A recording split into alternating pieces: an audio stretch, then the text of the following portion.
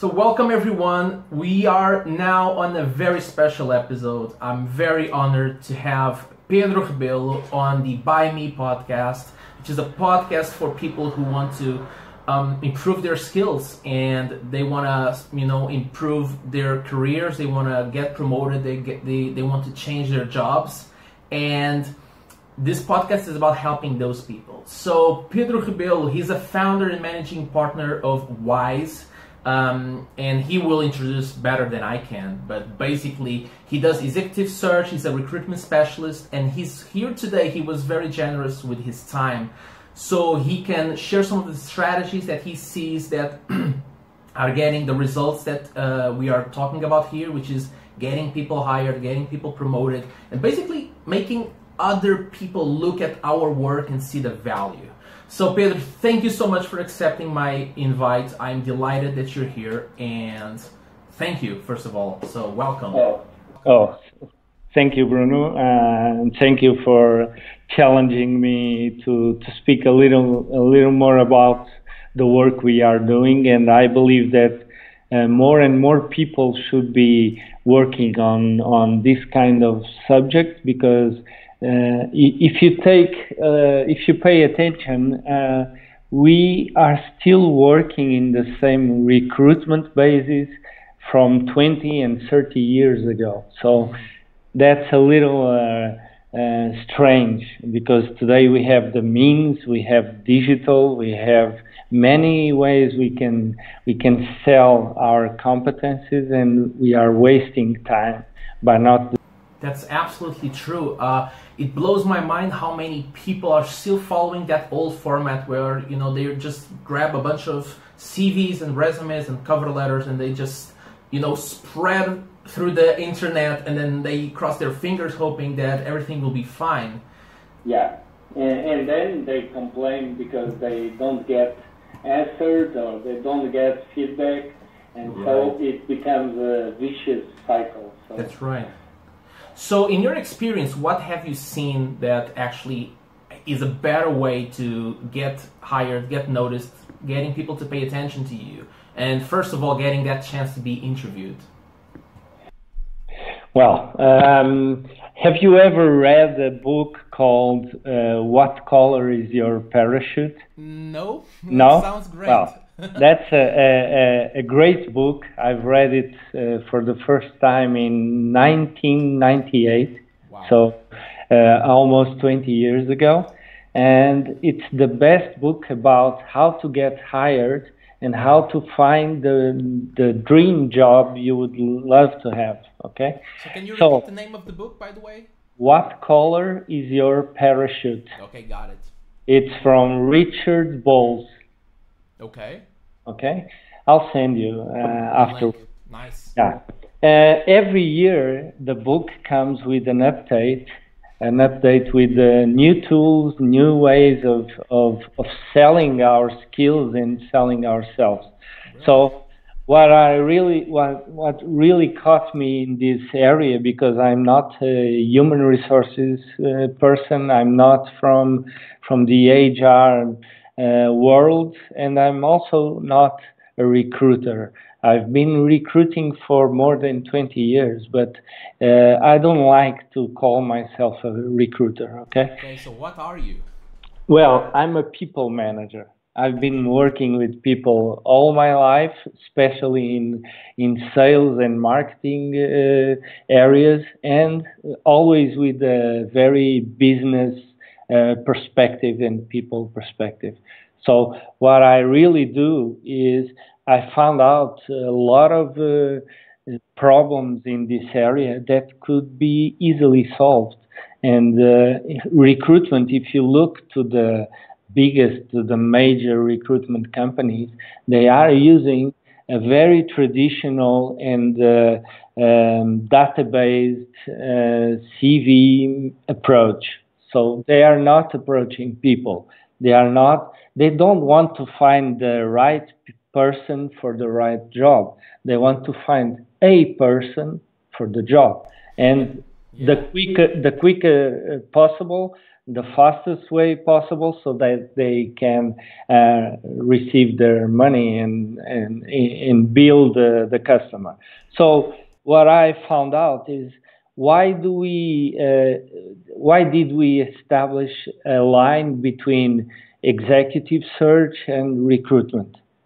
Was it just because recruitment, we were headhunting people from C-levels and above, and that's why it should be more with more quality, more pricey, and so on? Why couldn't we do the same for every kind of role, every kind of person, and for every company? Okay. So the work that you guys do at WISE is not only for C-level people, is it?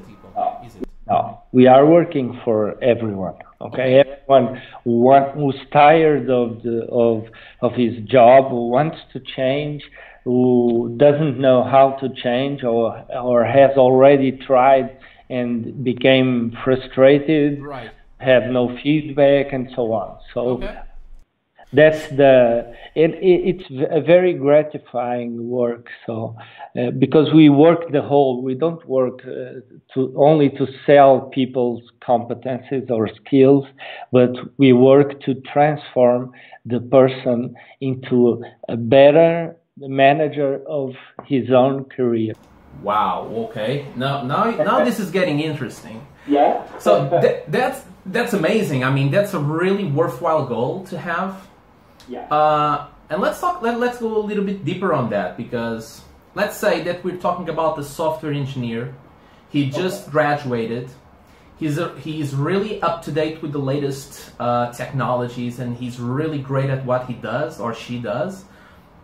But they don't necessarily understand how they can best sell those skills in the marketplace. I mean, in this day and age, they can easily get a job, but not necessarily the best paying job or the best job to match their abilities and maybe their dreams, to be frank. So with that in mind, is this like a perfect candidate for you or your team to work with, or is it someone else?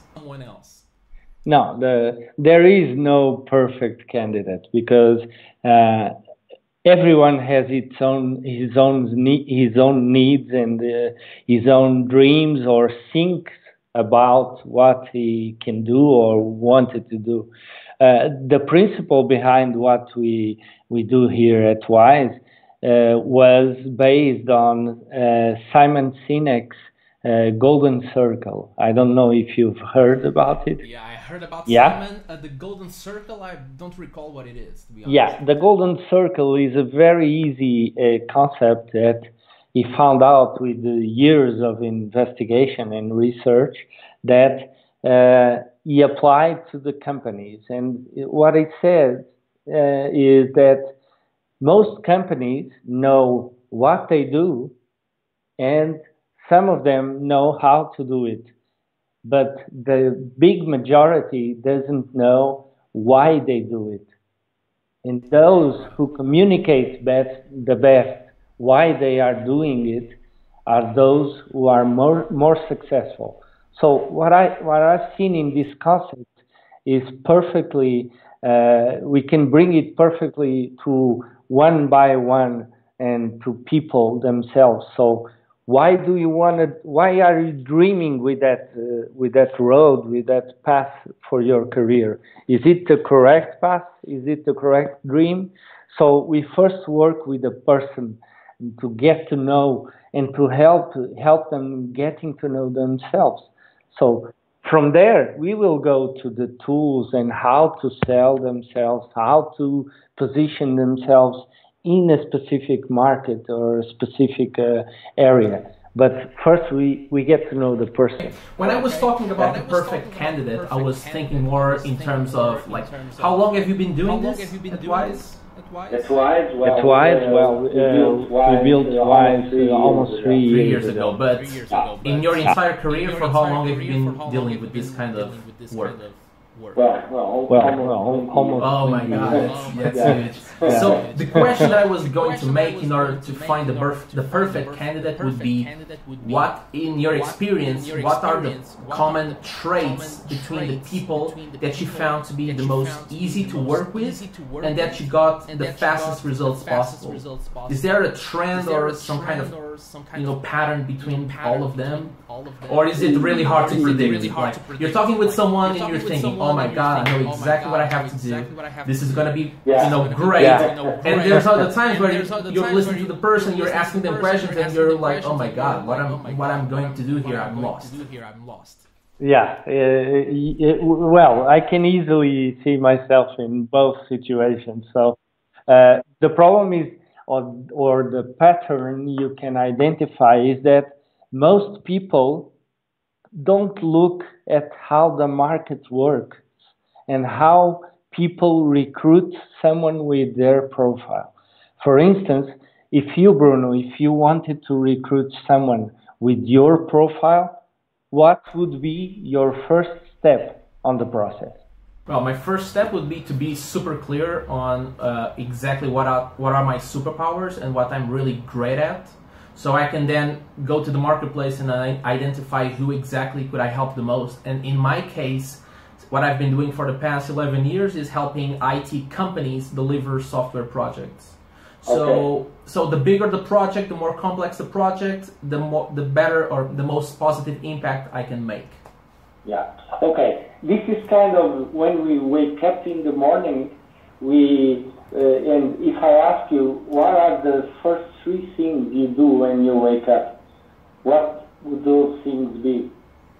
Yeah. So you want me to answer right now? Yeah. Okay. So besides like washing my face, going to the bathroom, I usually take my breakfast. I catch up on social media. And finally, I basically get ready to rock and roll. We always remember, if you can relate to this, we keep in mind the conscious habits we have, but the unconscious we take them granted. So, if you were going to recruit Bruno for your team now, the first thing probably you would speak with someone who surrounds you and say, okay, I need a Bruno. Do you know someone like Bruno? Yeah. Okay, so you go to your comfortable circle of friendships, acquaintances, and so on, because referrals have such power in hiring that most people forget when they are on the other side looking for a challenge. Okay, so if you take you could build a funnel where you look for someone in your acquaintances and you go down the stream until you put a job ad and have people applying to the job ad. So people, they don't look at the process from the point of view that the hiring manager is going to face. They look at the bottom of the funnel. So they will always start by sending CVs and applying to job ads and so on.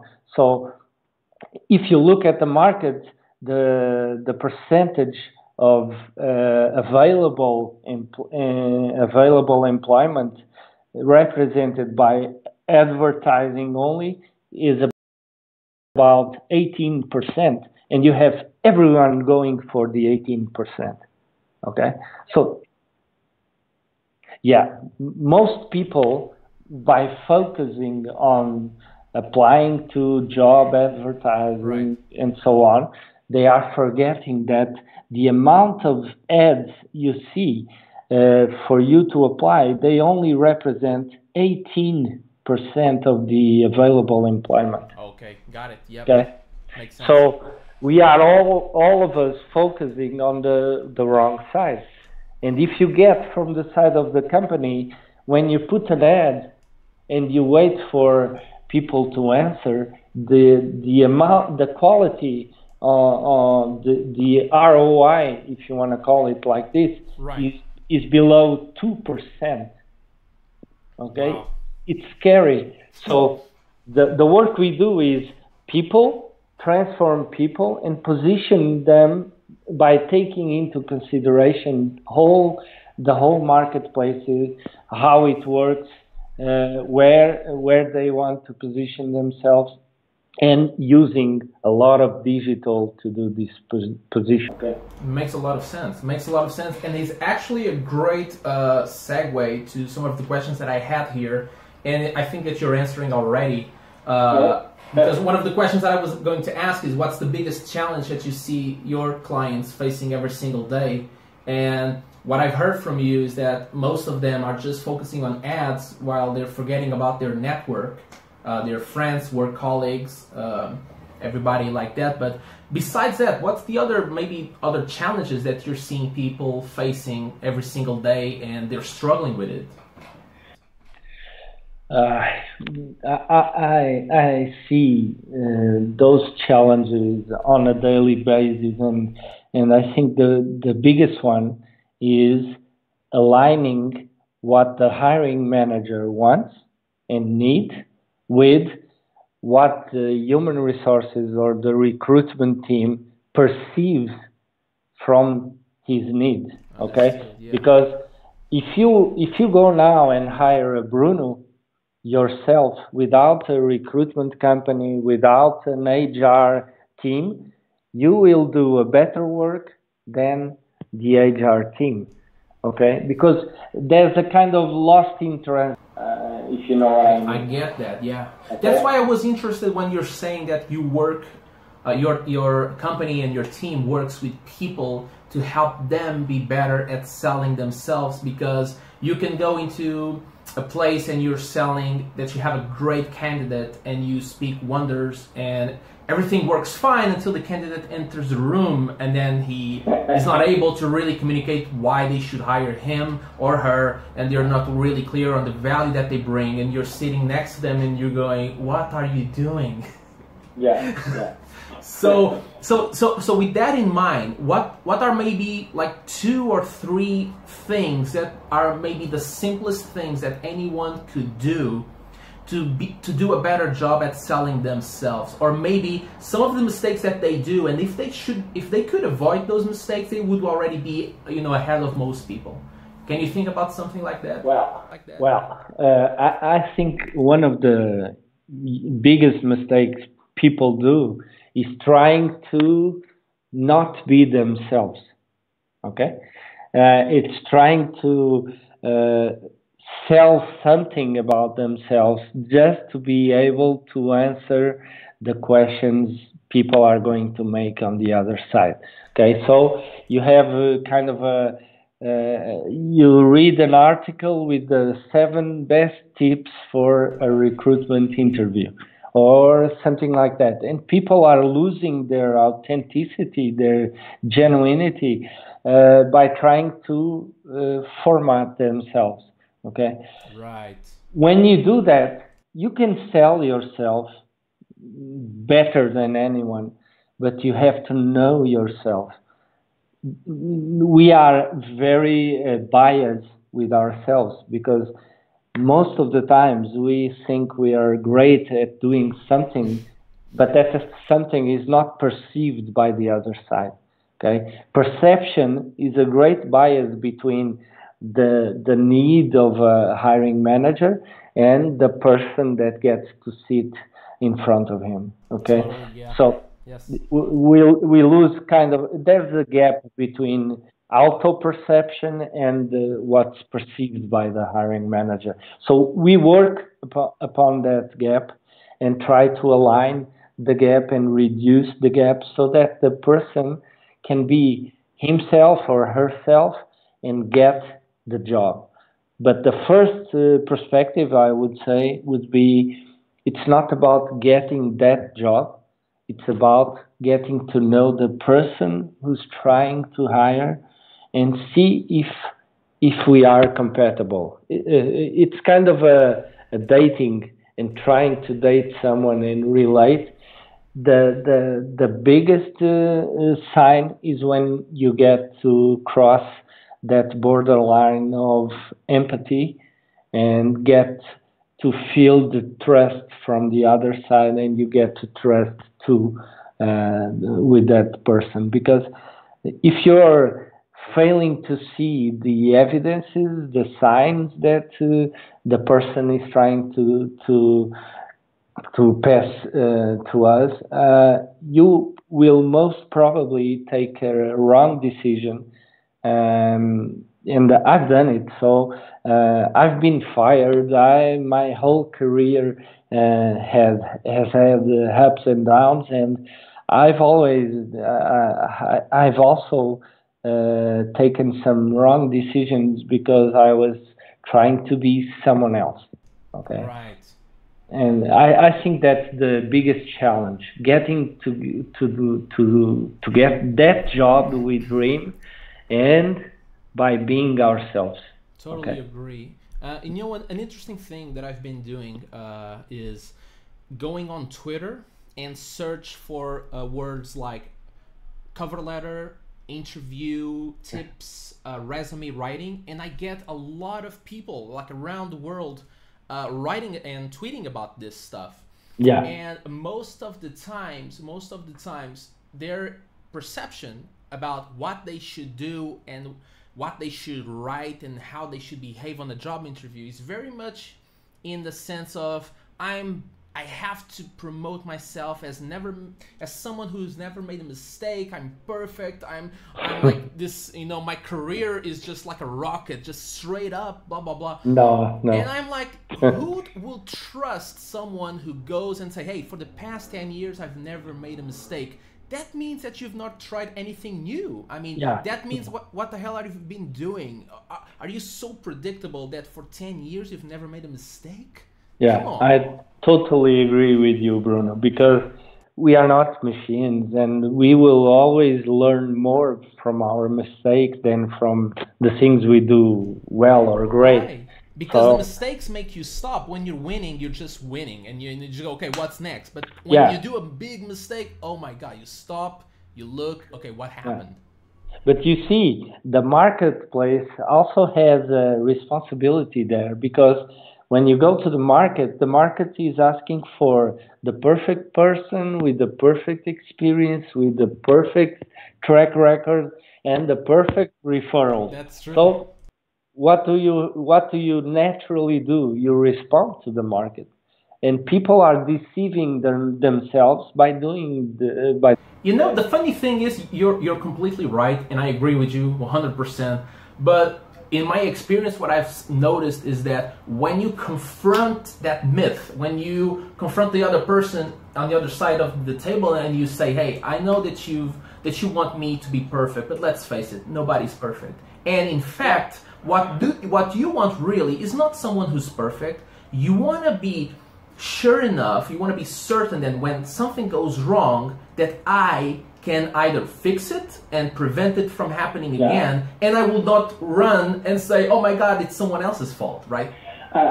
I'm always speaking about this thing that the person who's interviewing us or the candidate or the applicant is as much afraid as the candidate himself or herself, okay? Because he doesn't want to make a mistake.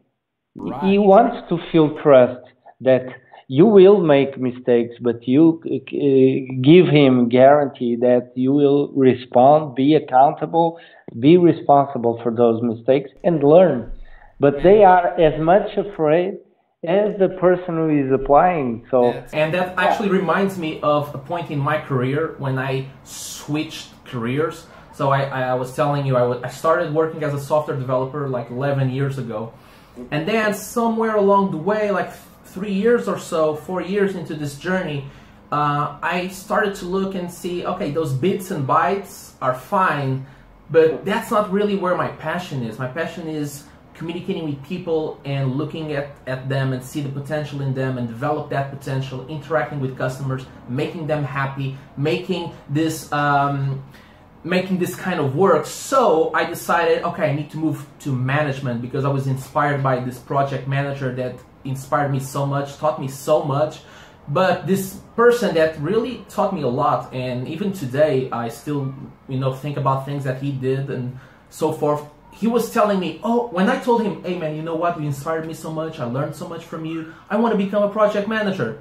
He was like, oh no, no, don't do this. Yeah. You're a great software developer. Why are you doing this to me? Because you inspired me. No. No.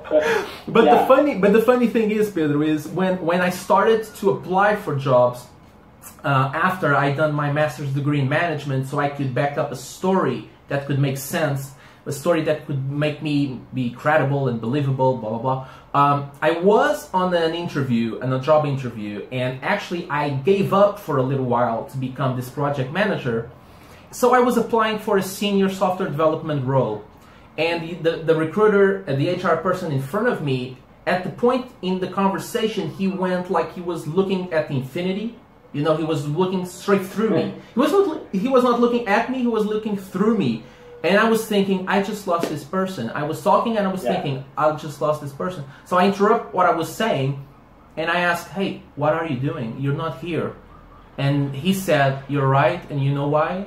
Because I was thinking that you don't fit this role. And I was like, okay, I'm done. I'm done. And then he said, you actually fit another role, but I'm so scared. I was like, what kind of role are you talking about? And he was like, I think that you can become an associate manager for this company.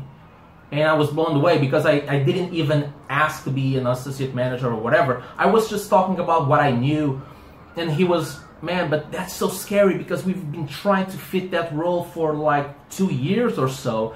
The manager interviewed like 10 people and he always rejected those people. And I'm kind of new here. He was working there for like 8 months or 9 months or so. And he was scared to give me that opportunity, but he went to give me that opportunity and it worked fine actually. I was hired. But yeah, you're right. People are just as scared as you are, probably. I think that most of times we are afraid of ourselves and we are afraid of telling our story. You spoke about storytelling, and you only build empathy and trust on other people when you can embrace your story and tell your true story. Okay, I remember a great friend of mine with whom I worked in executive search. He used to say, what were the main questions you made to your friends when you were interviewing them to become your friends? What did you ask them? Did you ask, where do you see our friendship in 5 years? No, right. Come on, yeah. You see, and if you apply that to the same to the recruitment process, you build trust, and you can see what that hiring manager saw in you, and you can become less and less afraid of hiring the person in front of you, because we are on both sides. We are afraid of what's happening. We are afraid of being interviewed, and am I doing the right questions? Is he lying? I don't know. There are many things we could speak here, but knowing this, knowing the market, knowing the person, getting ready for the conversation gives you leverage, even from the financial point of view. People are losing leverage on a daily basis when they accept to become or to be hired from less capable roles or with less potential than what they really want to do. So I really want people to find their dream jobs with the right positioning, and I work with people so that they can get to know the whole market cycle, and they don't fall on the traps that the market has. Okay, for instance, I can give you an example that no one who's working with us on a B2C relation, I don't allow them to apply to job ads. Okay. Simple as that. Okay, I want recruiters to find them. I want the hiring manager to find that person and to be aware of this person skills, capabilities, referrals, and so on. But for that, you need to get to know yourself and how to sell them, and not the other way around. The CV or the cover letter can make a huge difference. One thing that astonishes me a lot, Bruno, is receiving CVs from kids with 22, 23-year-olds finishing college with the Europass version and calling me the Mr. Doctor or whatever. Okay. Right. That's a bias for me, okay? But I'm aware of that bias. Right. In this case, a negative bias, right? When you're seeing that, it's hitting the wrong buttons. Yeah, it is. And actually, and by the way, Pedro, let's go a little bit deeper on that, because that's one of the questions that I had here, which is, what are the things that when you look at someone's CV, let's start with the CV, then let's go to the cover letter next, but maybe the CV or resume, what are the things that you look at and there are immediate turnoffs? You look at it and something in your stomach just goes wrong and you're like, oh my God, no. Yeah. One thing, and that's for sure, is what I call TMI, too much information. Okay? Because the only rule I think that a CV has to have is don't put unnecessary information. Okay? Because it's taking you the space, the time to be creative, to appeal to that person who's reading the CV, to appeal for curiosity. And too much information, it is a negative bias too. And I can give you an example. I've already received a CV with 34 pages. Wait a minute. 3, 4? 3, 4. No, that's not a CV. That's a book. That's a book, yeah. Yeah. What?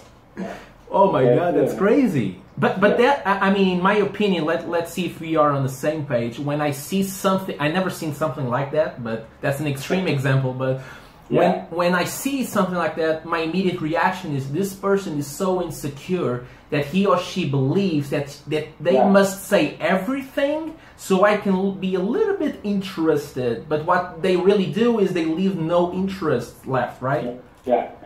Do you know, my first instinct is to call that person and give him or her feedback. Okay, because got it. I can't look away and not call that person to speak and to have a conversation, because I think they are doing that for 100 more recruiters or 200, and they are doing the same mistakes all over again. Yeah. I think that looking for a job is more like a sniper job than a machine gun guy job. Yeah. You know, you have to give the right shooting and choosing your target and position to the target. That's why it takes a lot of time, a lot of effort, and you can see by a CV if that person is making the effort, is making the commitment or not. Right, got it. And what about the cover letters? Are those, or sometimes they call motivation letters? Are they? Do they still exist? Are they important? What's your take on that? Well, they still exist. If they are important, I think that it depends on the kind of role you're applying yourself. Okay, because that's the space you have to tell your story. And we human beings, we love stories. Once upon a time, that's what makes us connect with each other. And you have an unique opportunity to tell your story.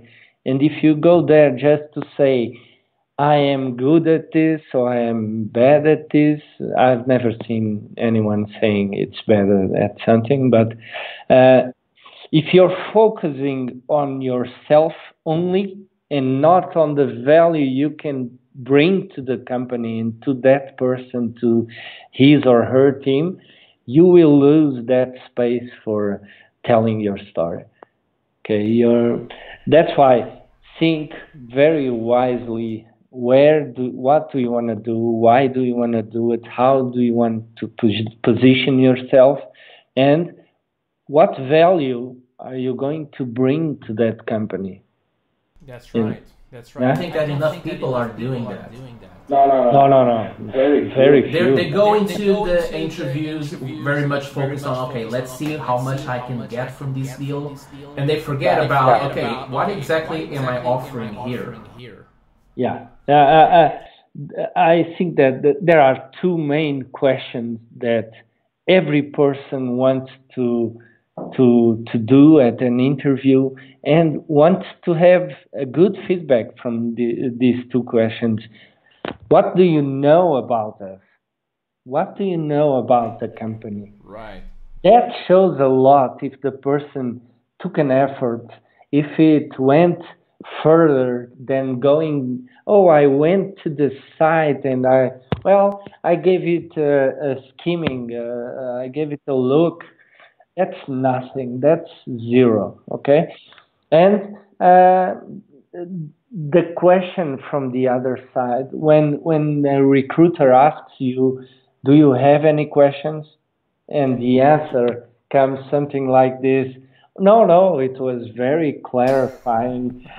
You told everything I wanted to know. So these are probably the main two questions everyone wants to see well answered. That's right. I think that most candidates, they forget that the interview is actually a two-way interview. It's you have that opportunity to ask them questions and see if they fit what you believe to be the perfect culture, the perfect opportunity for you to do great work.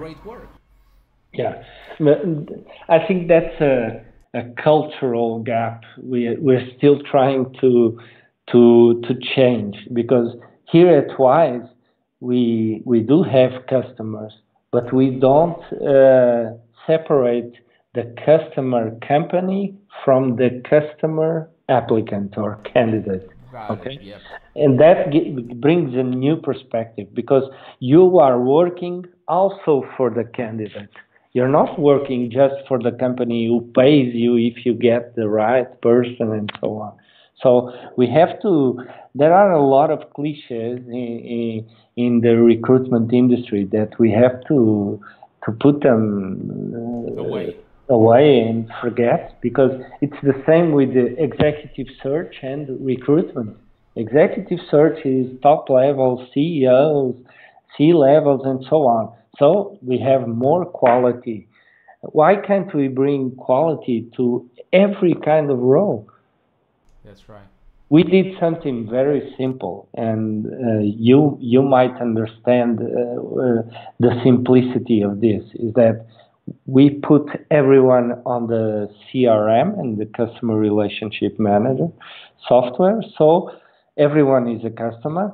And behind our approach, our methodology, we use a project management approach.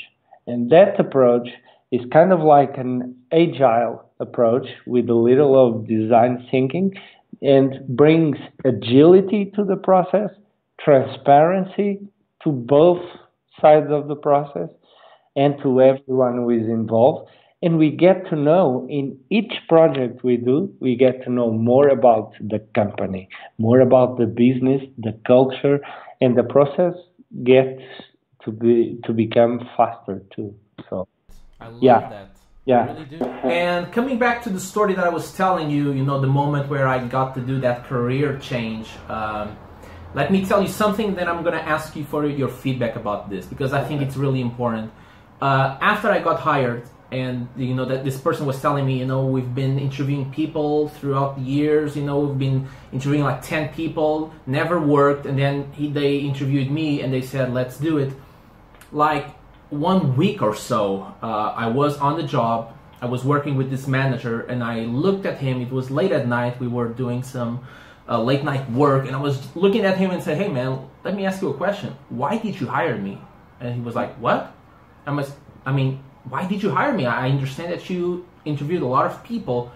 Why? You know, what did I do different? And he was like, I was thinking, oh, because of your experience, because of your skills, because of this and that. He looked at me and said, you know what? I love your energy. I mean, I love your attitude. Yeah. And when I was talking with you, I was just thinking, this is the person that I want to be working with every single day. Yeah. Now, of course, that you need to know what you're doing. I mean, he could hire me, and then if I was able to do my job, I would be fired anyway. But I'm gonna add this, and I'm going to give it over to you. In my experience, like 11 years, I was just keep asking this question: why did you hire me? And the interesting thing is, nobody said that it was because of my skills, my degree, my whatever. Everybody was just saying, hey man, when you are around, I just feel like $1 million. And I love that. So the question for you is, do you agree? I see you smiling, I guess you do, but how important it is to have this kind of attitude that makes people, you know, just say, hey, let's do this. Yeah, I'll bring it back to the dating scene, okay? I believe you're married. Yes, bro? I am, and one daughter, 3-year-old, yes. Have you ever asked your wife, why did she hire you? Yeah, plenty of times actually. Just to see if she replies the same answer. It's the same thing, because you can't explain rationally why she fell in love with you. Neither can I about my wife, but exactly. There's a lot of emotional bias in choosing someone. You have to feel it. It's not about feeling, it's about empathy and trust. That's the key. And you only build that when you show yourself. When you're not selling someone else you would like to be to get the job. Okay? That's right. I think the marriage, the dating is a very great analogy to the recruitment process, because we want to feel safe that that's the one, that's the person. That's the one. Yeah. But following up on that and trying to close now, because I want to be respectful of your time, and we are already almost on 1 hour mark. As a follow-up on that, I see a lot of people get this wrong, Pedro. And the reason why I'm saying this is because some people, and maybe you've seen this in the field yourself, they try to become friends with the interviewer or with the recruiter. And they're trying to, to develop this rapport. And some of them, because they have some training in initial or starting training in NLP and other psychology stuff, they try to mirror the other person and talk like the other person. And if the person scratches their head, they go and scratch their head because they're trying to build rapport. And my point or my concern with that approach is, I can become your friend, I can feel amazing around you, but let's be honest, if you cannot produce the result that I need, it's not that I want, but I really need a result. And if you can do it, I mean, we can be best friends, but I will say, Pedro, you're not the guy for this one. Let's have some beer later, but man, this won't work. So what advice would you give someone who's trying to be friendly, who's trying to, to be the perfect friend with the person in front of him? What will you say to them? Well, I can relate with that, because I see so many people that come to the interviews already asking questions themselves, not waiting for me to ask a question. So they want so bad to build the rapport you spoke about, that they want to they try hard, more than hard, to be friendly, and they are missing that the point you already said, that they are also in control of the interview. Okay, many times I tell people that, are you nervous? Good. take a sip of water, drink a coffee, always accept, because when you're taking a sip of water, your brain is thinking, you are thinking about what are you going to answer, what does the person mean with that question, and how he can fulfill the needs of that person. And also, if you're extremely nervous, it gives you time to breathe, to relax, and to calm down. An interview is for both ways, and many people only look as a candidate and not as an interviewer too. So I think that we have to almost educate a little to bring some comfort, because it's kind of a battle. I am the recruiter, so I have the cheese and the knife on my hand, and I'm the one who decides. So I have the power in this relationship. It's not like that. You have the power to say, no, I'm not interested in working with this company. That's right. Yeah? That's right. And as a follow-up on that last point where you were saying about the nervousness, one interesting exercise that I've done, maybe you've tried this as well, let me know, is to ask that person, because I love doing some coaching myself, and when I'm helping these candidates getting ready to rock those interviews, and we do some rehearse before, and we drill and rehearse this interview moment, and I ask them, like just like you were asking, hey, are you nervous? And they say, yeah, good, yeah, I'm so nervous right now. You cannot imagine, I'm so nervous. And I'm like, how do you know that you're nervous? Oh, because my palms are sweaty, my legs are a little bit shaky, my voice is trembling a little bit. And I ask, okay, that's fine, but let me ask you one thing. When you are excited, think about the last time you were really excited about something, and they were telling me, last time they were about to go into the stage because this person also played live music. And okay, but describe me the symptoms of being excited. Oh my God, you cannot believe it. My hands were sweating, my legs were shaking, my voice was trembling, and it was the best time ever. And I was like, hey, dude, you're just describing your nervousness. So how can you tell if you're nervous or you're just excited? And they were like, yeah, most of the times you can't distinguish or separate one from another, because it's so emotional, stressful. We see an interview as an emotional and stressful moment. So when we try to find some tactics or some different approaches so that we can feel more comfortable. Sometimes we are leaving our authentic side, our authenticity too. So I think we have to find a balance between authenticity and being prepared. Being prepared is fundamental. It's not saying, oh, I've looked in your site and you're one of the biggest companies in the area. It's not that. It's, no, you're leader in 2 or 3 different, and you've been working for the past 10, 20, 25 years on this. You have built an empire from a small micro company to a huge multinational. That's knowing the story. The much you know about them, the more rapport you will build, the more trustful the interviewer will feel about. And adding on your advice, I think that a group of people like Toastmasters, I'm not sure if you're familiar with Toastmasters. Yeah. That's an amazing thing. I consider myself like a fair enough good speaker. I joined Toastmasters so I could become really great. And I was feeling so confident about my skills. The first time I opened my mouth on the stage to speak, I was surprised. I was caught by surprise about the amount of emotions and nervousness and excitement that went through my body.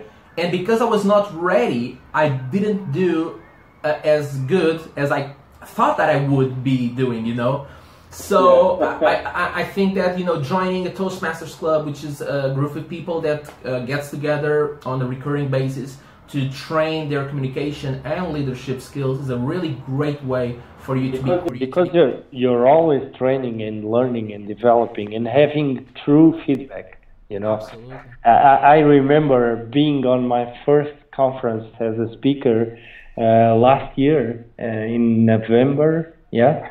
And well, it was a rush of emotion. I really thought I would be much better than I was. And from then to now, I have developed a lot. And I can see it. If I watched my first conference and the last one, well, it would be dramatically different. That's the same reaction that I have to my YouTube videos. When I sort them for new, I mean, I go to the first, I was like, oh my God. Yeah. Who are you? Exactly. Pedro, thank you so much. I mean, we've been talking for almost 1 hour. Let me finish by giving you the chance to promote a little bit about WISE. You know, for the people who are listening to us for 1 hour or so, I'm sure that they got a lot of good strategies that they can use now to be more effective and better able to get those interviews and be hired just like they want.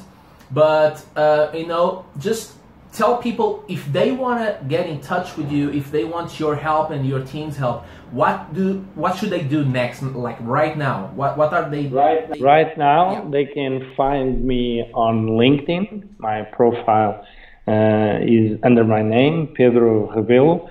They can search for WISE, get in touch. We only have 2 basic and very simple rules.